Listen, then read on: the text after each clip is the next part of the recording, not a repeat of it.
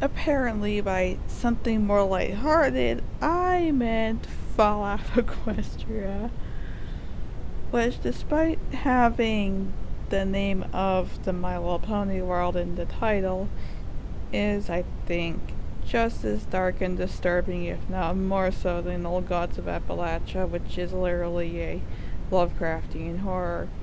Major spoiler warnings for the entirety of Fallout Equestria, so here's my recommendation that you go and you read or you listen to it, and especially listen to Crazed Ramblings version, because I think so far it's the most complete version out there, and he does a great job of voicing the characters, and it adds a lot of personality to it, I think. And content warnings, all of them, like every content warning, like it's a lot.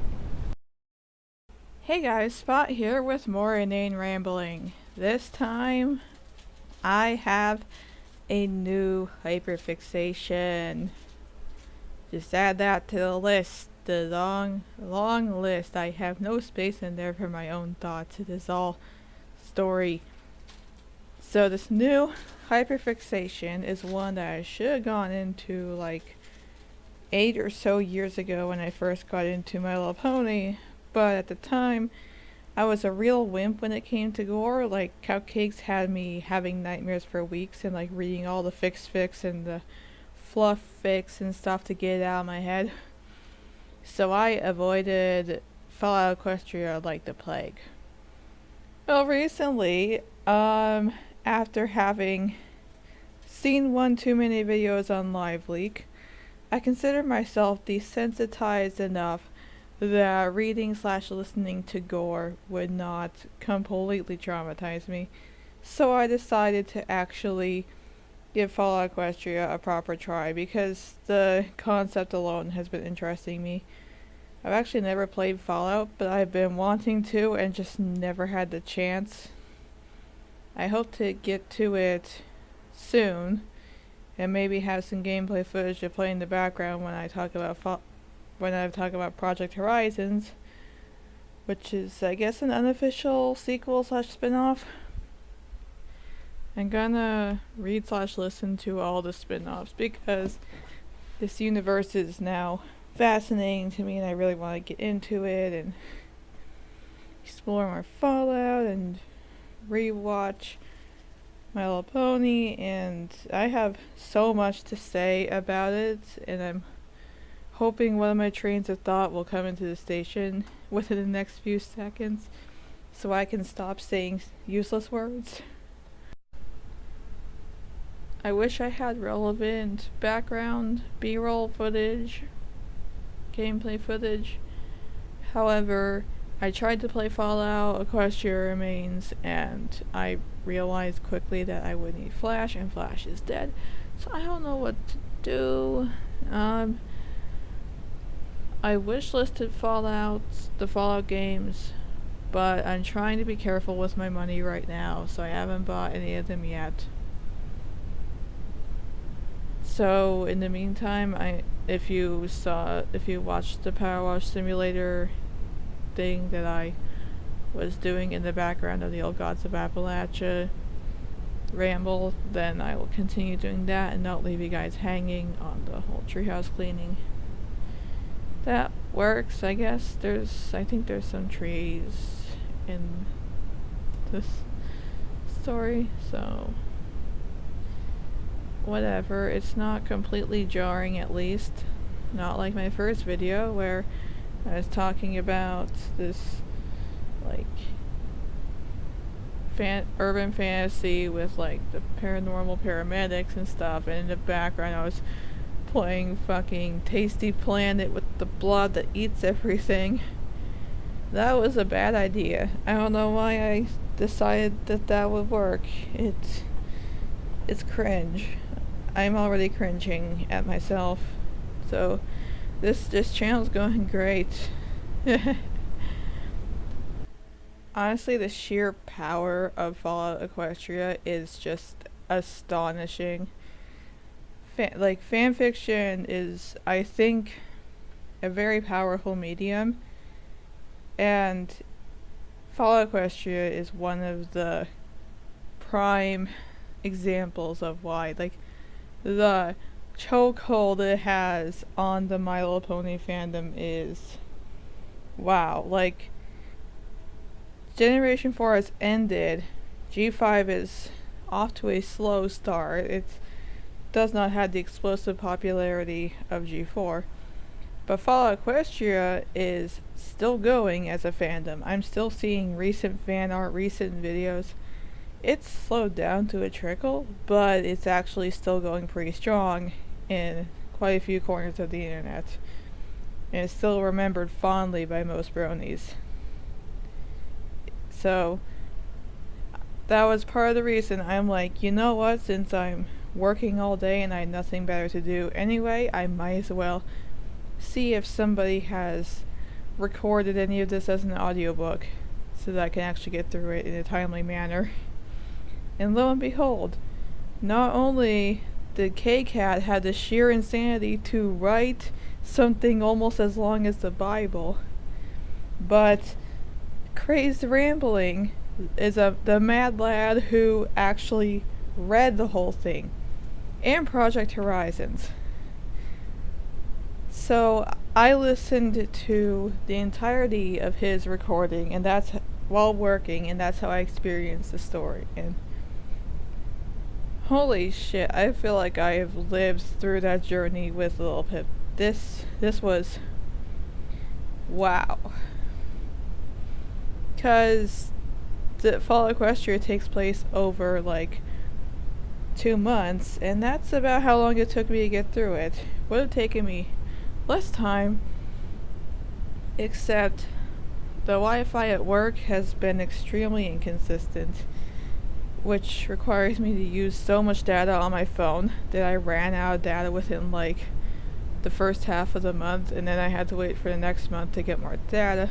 And I could have downloaded it, except I couldn't have because the Wi-Fi at home isn't quite good enough to download super long stuff, and these are all like hour-long recordings. So I ended up like starting it and listening to it for a solid week, and then Wi-Fi issues started, and I couldn't get back to it for like a couple weeks, and then I got back into it and finished it out. So it did take me about 2 months, and wow, I feel like I've lived multiple lifetimes listening to this. There's so much that goes on. It's hard to narrow down one thing to talk about at a time, but I'm gonna try. So yeah, because I have my own creative stuff that I'm working on, I'm not putting too much effort into writing scripts for these videos. This is another completely free-form one.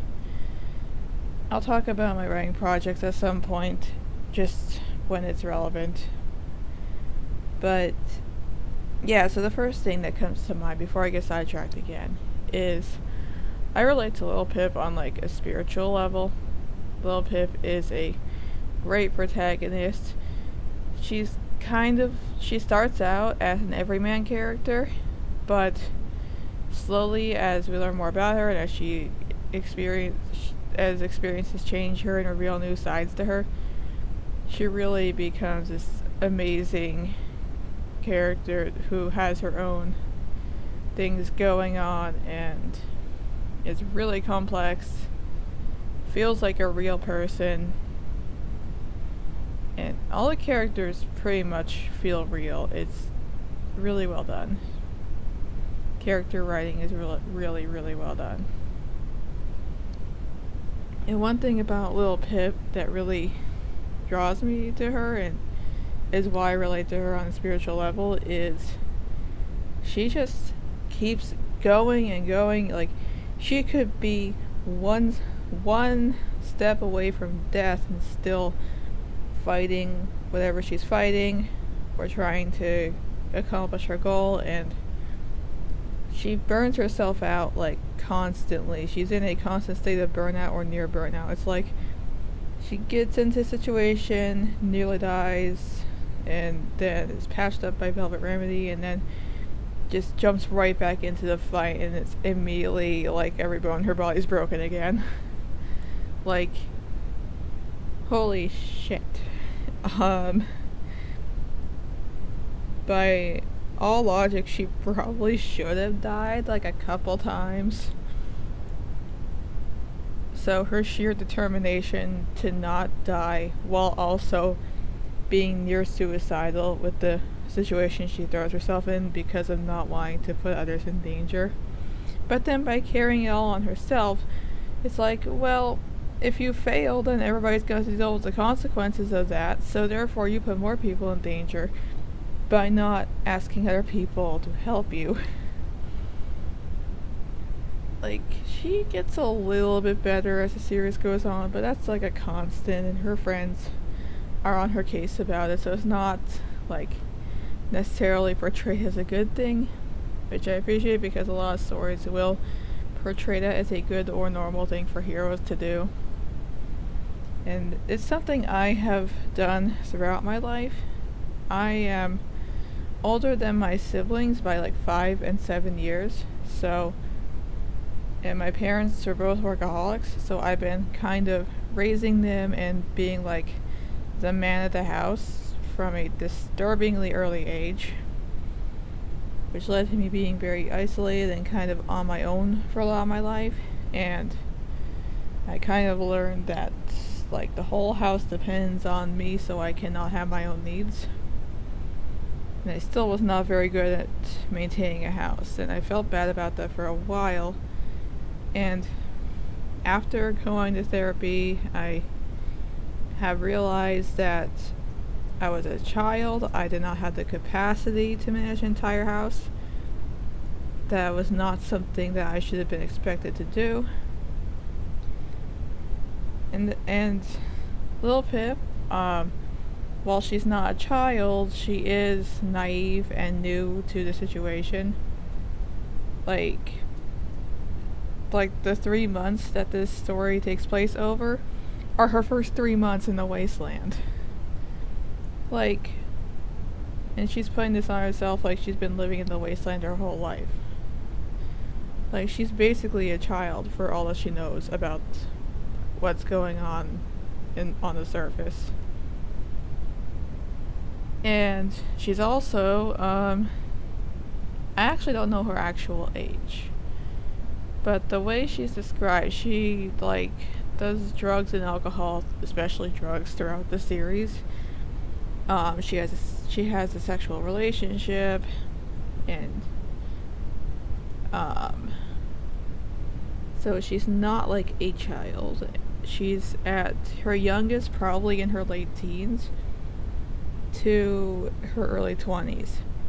And during that time period, your brain's actually still developing. I mean, your brain changes throughout your life, but the major structural developments happen up to age 25. So Lil Pip is still technically an adolescent. So she's putting way too much responsibility on herself, and that's something I relate to, and her conflicting feelings about that and her burnout really hits home. It's described really well. It has a major impact on the story. It's not just a background thing. It's like a major, and her friends call her out on it, and at one point literally tie her down and make her rest.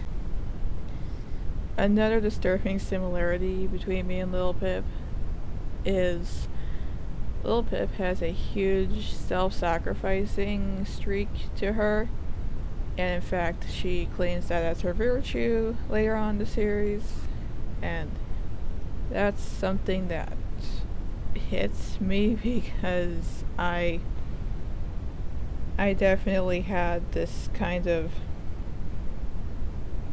I wouldn't say martyr complex because I didn't think that highly of myself, but more like the need to set myself on fire to keep others warm, which is a habit that Lil Pip falls into frequently. She's like, I have to be the one to take on all this.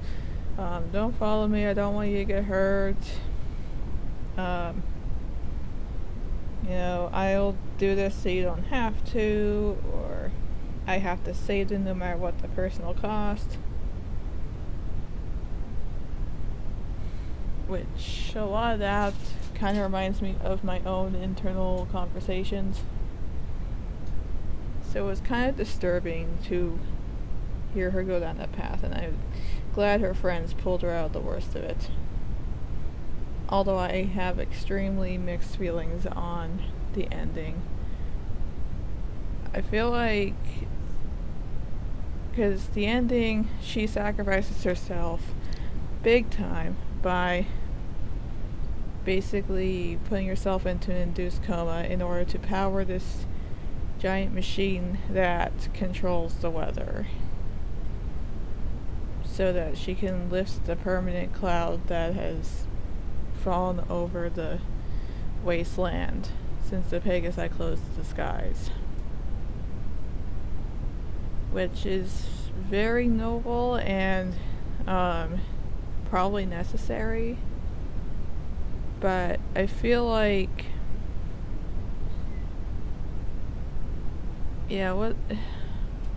it's very hard to put my feelings into words, but I have a lot of them. Because, you see, there's a very thin line between self-sacrifice and suicide. And what Little Pip does kind of really straddles that line.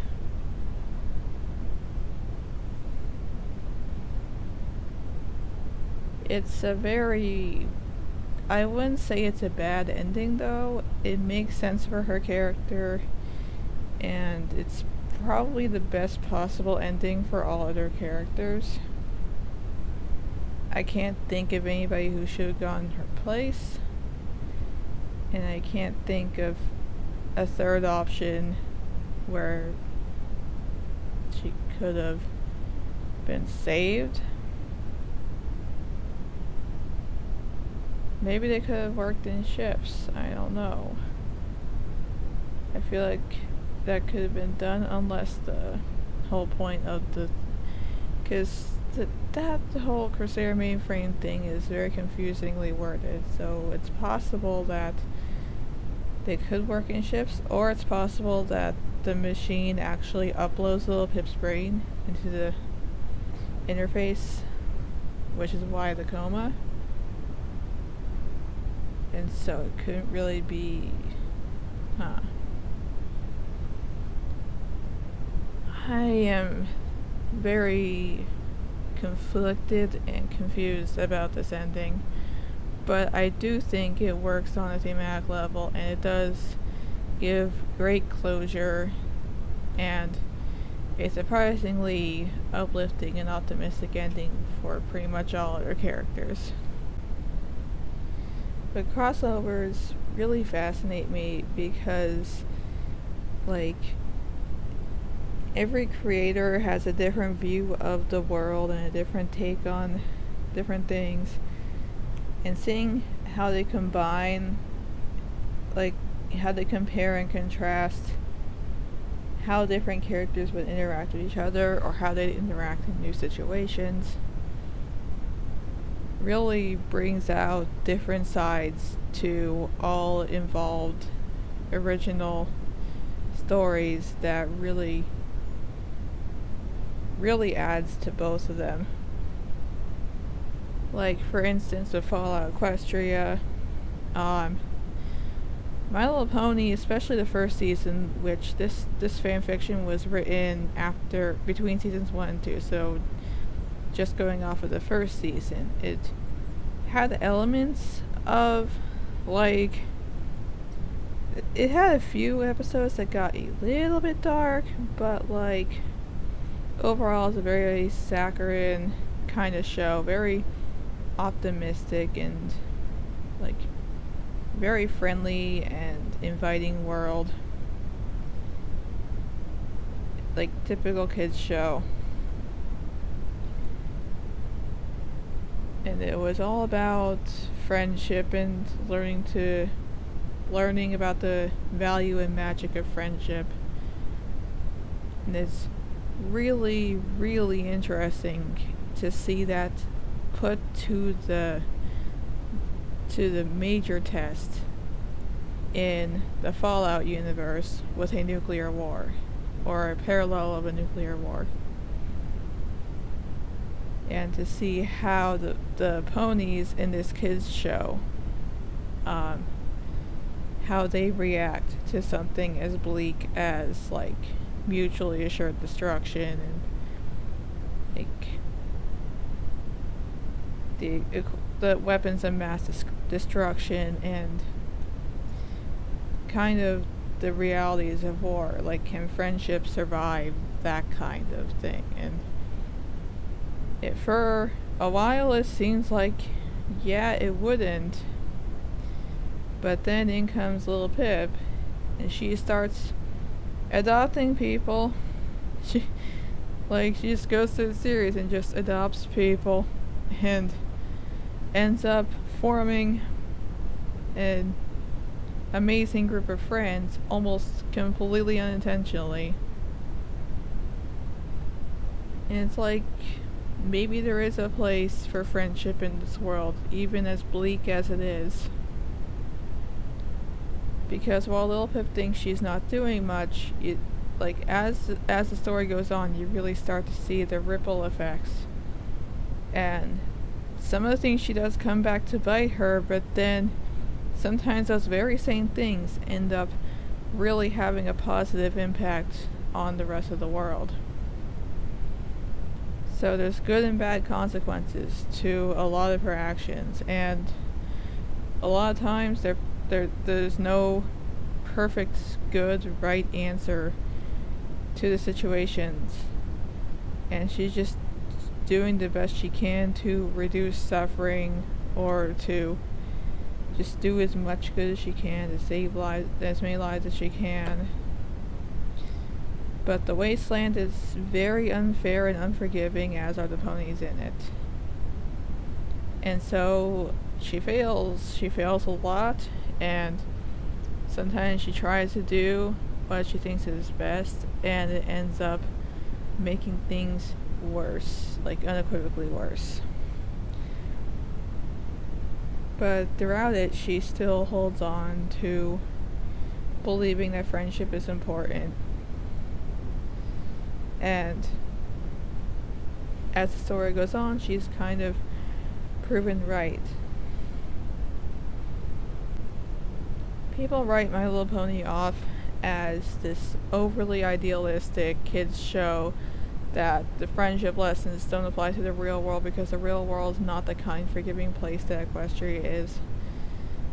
And it's true that the entirety of the real world is not like the entirety of Equestria, but there are still places that come pretty close, and Equestria is the ideal that we should be living up to. Like, it's not meant to be a perfect reflection of reality, it's meant to be the ideal that we should live up to. And that's kind of how it's seen in the Fallout world as well. Is that, like, it did exist in the past, this era of peace did exist in the past, so it could exist again. But we need to do better. However, one criticism that's been leveled at My Little Pony, especially in later seasons, is the use of, like, literal magic to solve major friendship problems. Like, the villains are often defeated by just these elements of harmony lasers that come in and just zap them good, or turn into stone, or make them powerless or something.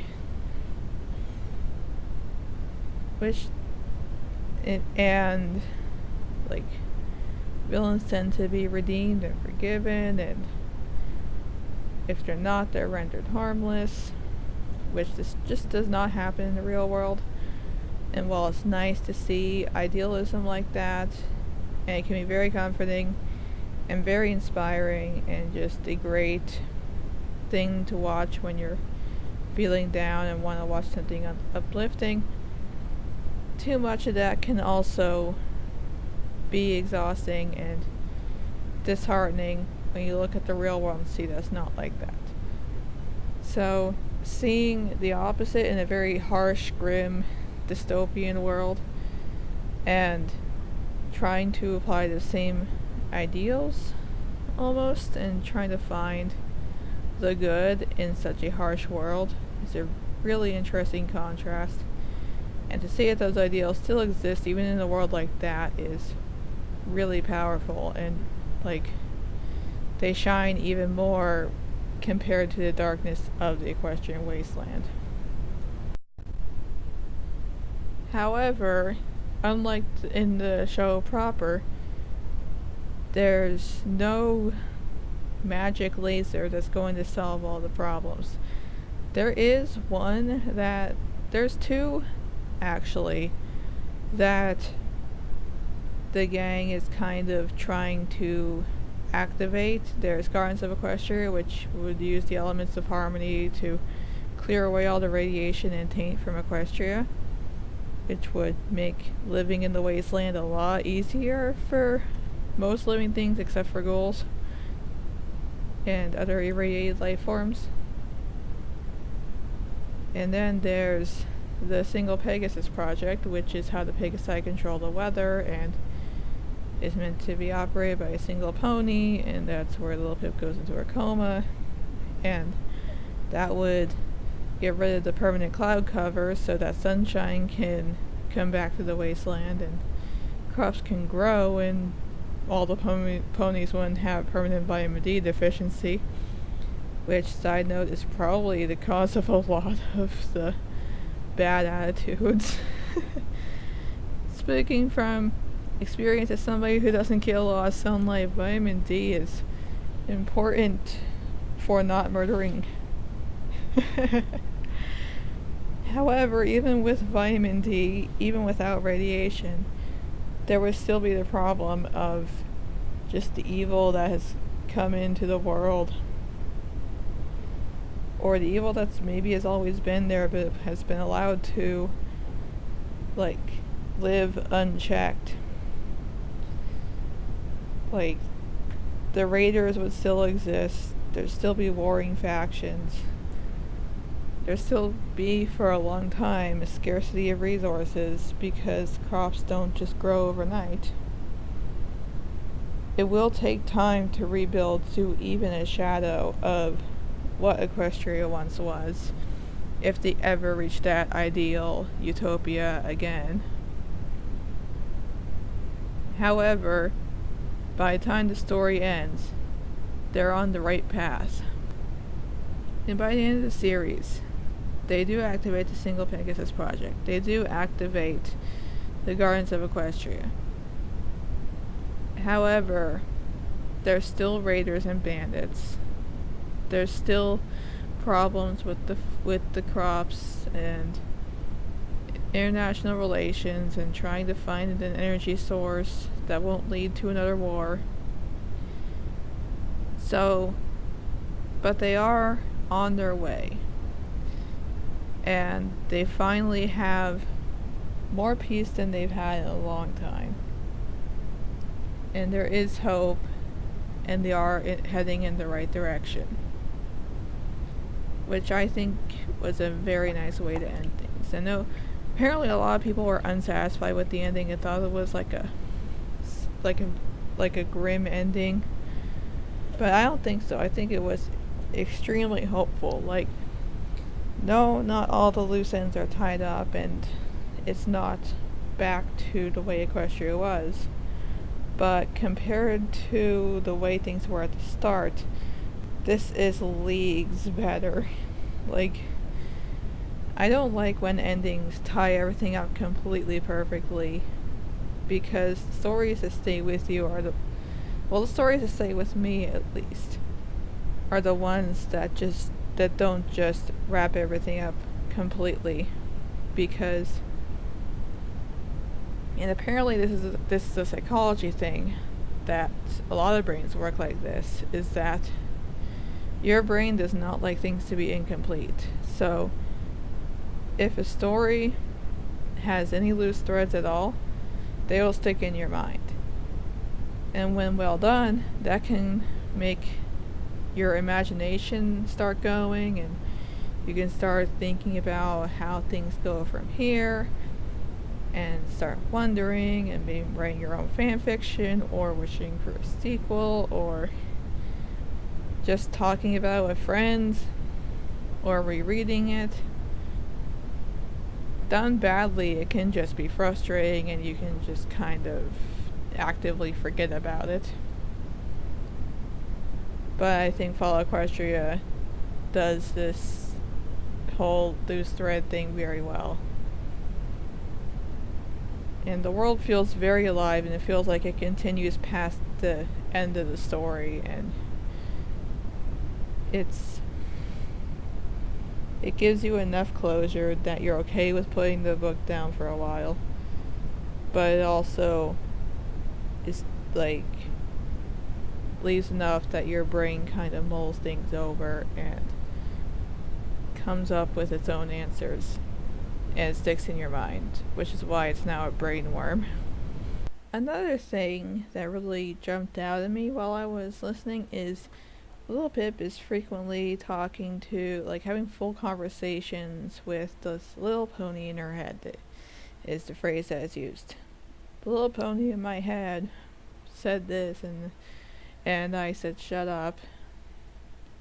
Usually, it's kind of like, I only vaguely remember Lizzie McGuire, but she had this little cartoon character that like kind of made snide comments throughout the day and stuff.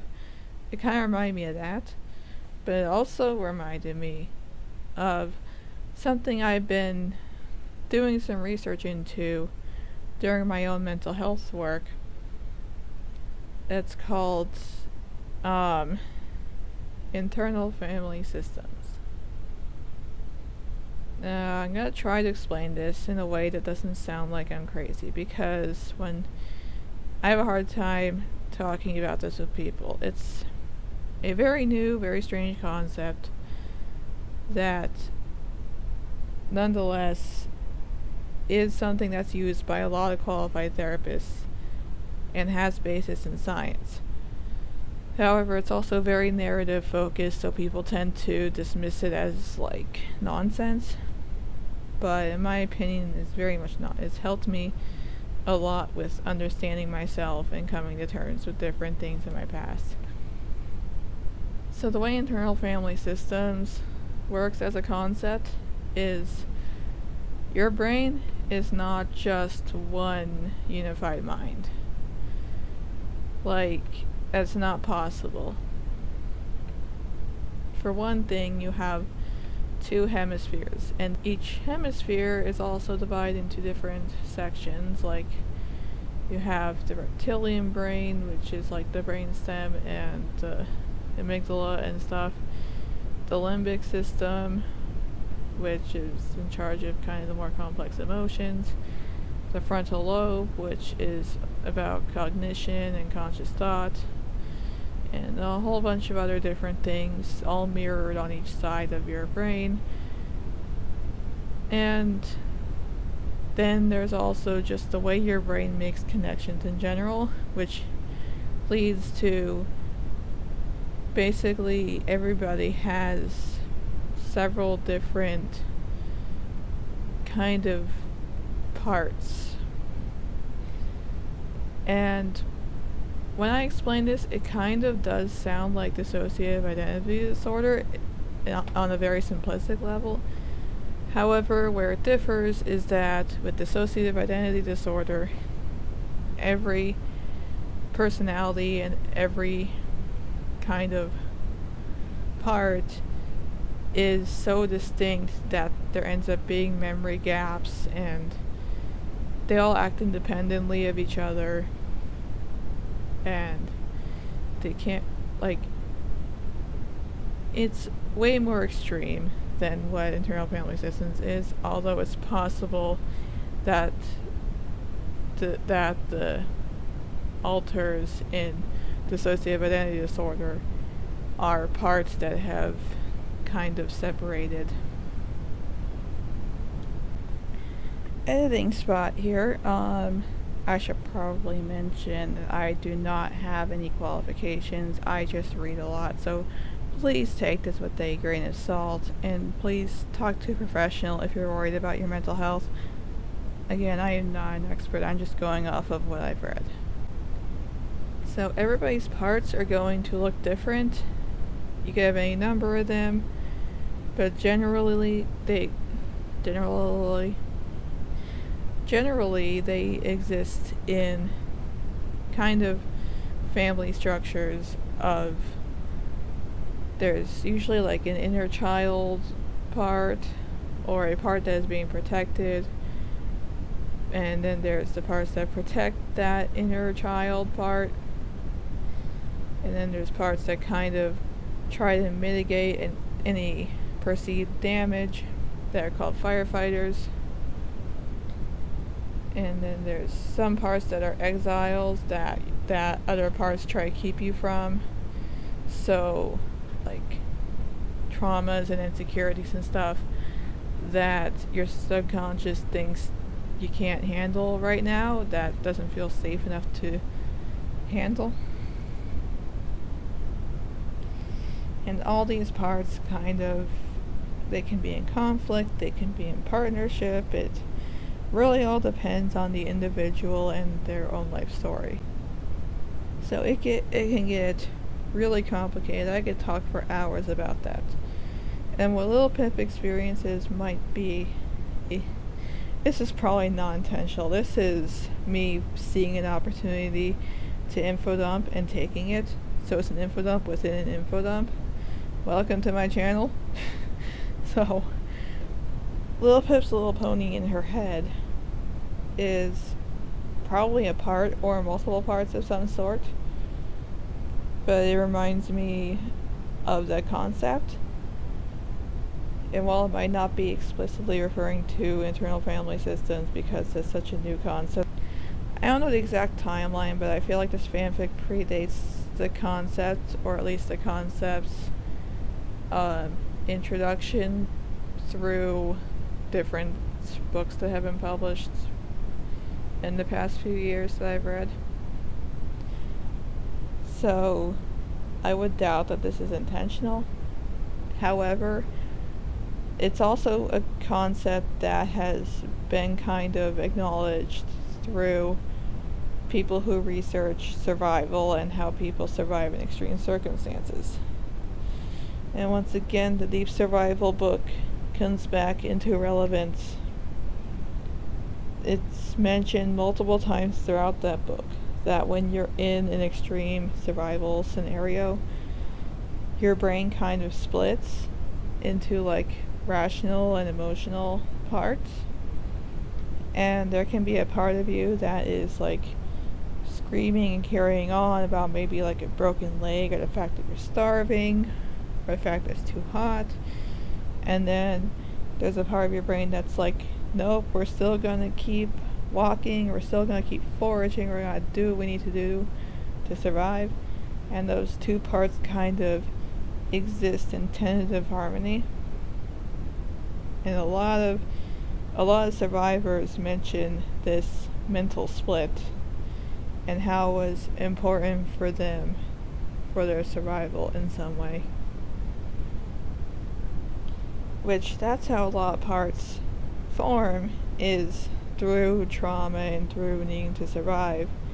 And in order to do that, you kind of need to compartmentalize different emotions and put on different masks in order to be the person that you need to be to survive. So Little Pip's Little Pony often voices thoughts that she would not say on her own. So it's showing evidence of that mental split as she is surviving the wasteland. And it becomes stronger and stronger as the story goes on, until eventually she's having full-on conversations with it, and it's like interrupting her, and it becomes almost its own character, which could be declining mental health, and that might be the intention, or it could be just like how long she's been in survival mode.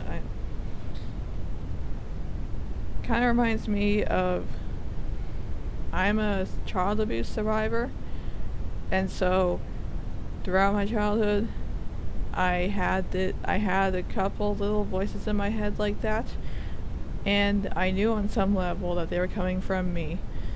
But as time went on and the abuse got worse and my mental health got worse, those voices got stronger and developed their own personality, and I kind of had less control over them.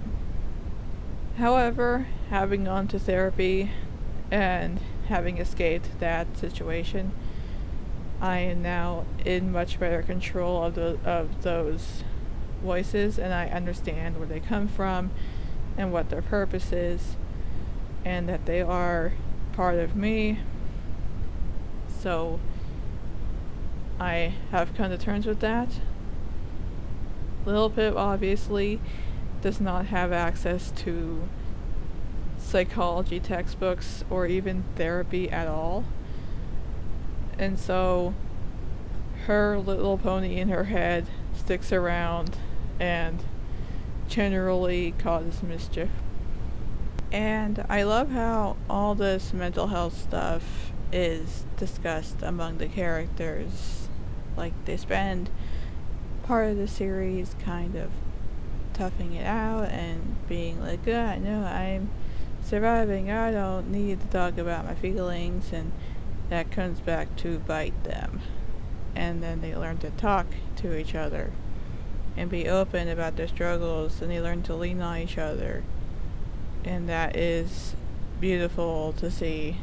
That's something that needs to happen more often in stories. I wish more stories would acknowledge the physical and mental impacts of all the shit the characters go through. There's a lot of discussions out there about the philosophy and moral complexity of Lil Pip's individual decisions, and I don't think I'm enough of a philosopher to really go in depth into that part of the series. However, I can say that this series is just so inspiring to people who have gone through hard times, for whom friendship and virtue seems really out of reach, and it's kind of a stark reminder that there's always a place for virtue and friendship, and that it will have a positive impact even if it's hard to see, and that holding on to your principles and holding on to your friends, holding on to what's important to you, and holding on to life is worth it in the end. Because I don't know if you've noticed, but the world's gone down the toilet lately. So this kind of story seems very timely, even though it was written 10 years ago. It's really easy to just watch the news for about 15 seconds and kind of give up on humanity. And this has happened in the Fallout Equestria universe. But it kind of has a hopeful message that we can fall, but we can also get back up. Not just as individuals, but as a society. And I don't know how true it is in the real world, but I have to hope that some of the good parts of humanity will survive whatever happens next.